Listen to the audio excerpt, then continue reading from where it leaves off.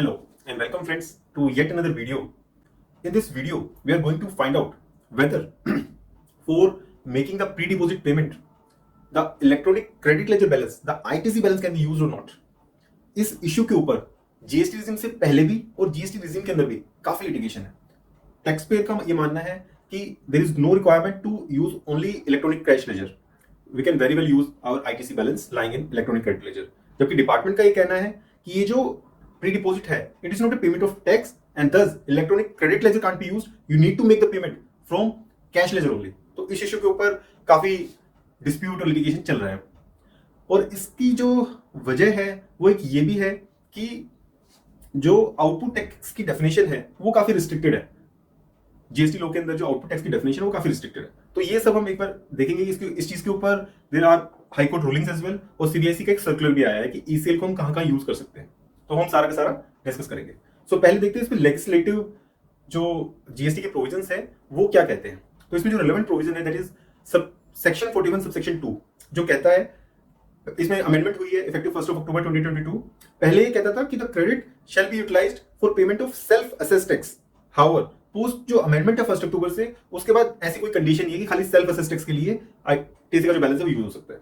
एक और सेक्शन है सेक्शन 49 सबसेक्शन 4, जिसके अंदर कोई अमेंडमेंट नहीं हुई।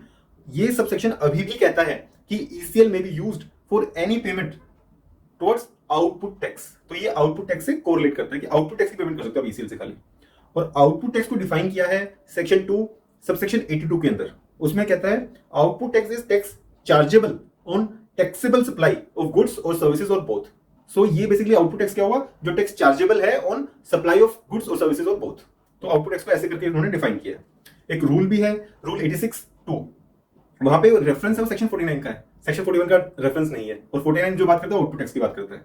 सो ये इसकी प्रोविजंस हैं जो लॉ में। और एक जो अपील वाला प्रोविजन है सेक्शन 107 सबसेक्शन 6 क्लोज बी, जो मैंडेट करता है payment of tax equal to 10% of the disputed tax before filing of appeal.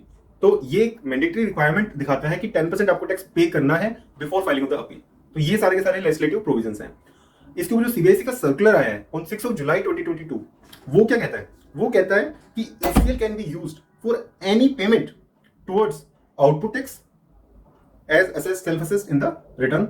वो एक आगे की जो आउटपुट टैक्स आपने रिटर्न में दिखाया, और payable as a consequence of any proceeding instituted under the GST act.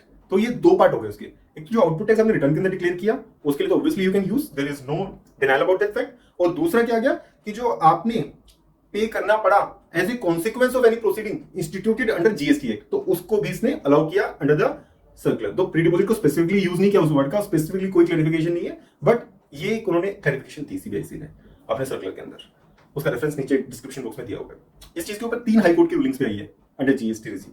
The first one was Odisha high court in the matter of Jyoti construction company, जहां पे उन्होंने बोला कि output tax is different thing and this pre deposit is different thing and it can not be used. And then one more ruling was from Allahabad high court in the matter of Tulsi Raman company, जहां पे Allahabad high court ने उसको allow किया कि yes the balance of electronic credit ledger can be used for making pre deposit payment. तीसरी और जो recent ruling आई है of Bombay high court in the matter of oasis realty, वो रूलिंग आई है post this circular issued by CBIC. और high court ने in no uncertain words कहा है कि जो इलेक्ट्रॉनिक क्रेडिट लेजर का बैलेंस है that can also be used for making payment of pre deposit, as pre deposit is portion of tax only. Suppose there is a demand of say 100 rupees and you are supposed to pay 10%. So this 10% is proportionate of that 100 rupees only. It's a portion of tax only which is being paid now for filing the appeal, and automatically that would allow us the stay benefit also. So इसलिए इसमें कोई दुविधा नहीं होनी चाहिए और उसको allow करना चाहिए, जो बॉम्बे हाई कोर्ट ने बोला है। जैसा कि हमने डिस्कस किया था कि सर्कुलर ने स्पेसिफिकली प्री डिपॉजिट की बात नहीं की थी, बट हाई कोर्ट ने जो इंटरप्रिटेशन उसकी दी है उसके बेस पे ये क्लियर होता है कि yes this pre deposit can also be paid from our balance which is lying in the electronic credit ledger. So अब electronic credit ledger में कोई पैसा कैसे आता है? We pay that tax charge in the invoice to our supplier. Then only that comes as ITC and that flows into the electronic credit ledger. So वो भी एक तरह से टैक्स का आउटगो ही है ना, तो उसको क्यों नहीं मिलना चाहिए? There is no rationale.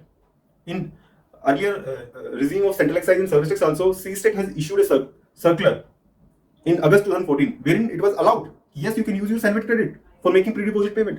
So there is no good reason why the same benefit and flexibility should not be extended to the GST regime. और इससे क्या होता है कि एक तो आपका आईटीसी का जो बैलेंस है वो अवेलेबल पड़ा हुआ है, still you are making the cash payment, तो एक बिजनेस के लिए extra hardship, extra cash blockage, working capital की रिक्वायरमेंट बढ़ जाती है. सो इसलिए ये ऐसा कोई लॉजिकल चीज नहीं है, और बॉम्बे हाईकोर्ट की जो रूलिंग है वो काफी वेलकम है, वेलकम रिलीफ है for the tax payers. Clarification जो उन्होंने दी है और जो इंटरप्रिटेशन उन्होंने सीबीएसई सर्कुलर की एक्सटेंड की है कि आउटपुट टैक्स के अंदर ये भी कवर होता है.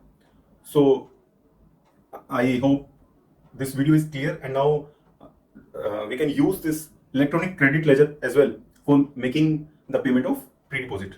और एक इसमें हैरानी की बात है कि जो अपील का फॉर्म है APL 01, उसके अंदर there is an option to use cash ledger as well as credit ledger. So वहां पे उन्होंने फैसिलिटी दी हुई है, but still commission appeals are not agreeing to that fact. और सीबीएसई को इसके ऊपर भी स्पेसिफिकली अपना स्टैंड क्लियर कर देना चाहिए once for all, so that taxpayers are not in a dilemma. And many taxpayers do pay in tax in this kind of tax in cash itself to avoid any kind of issue later on.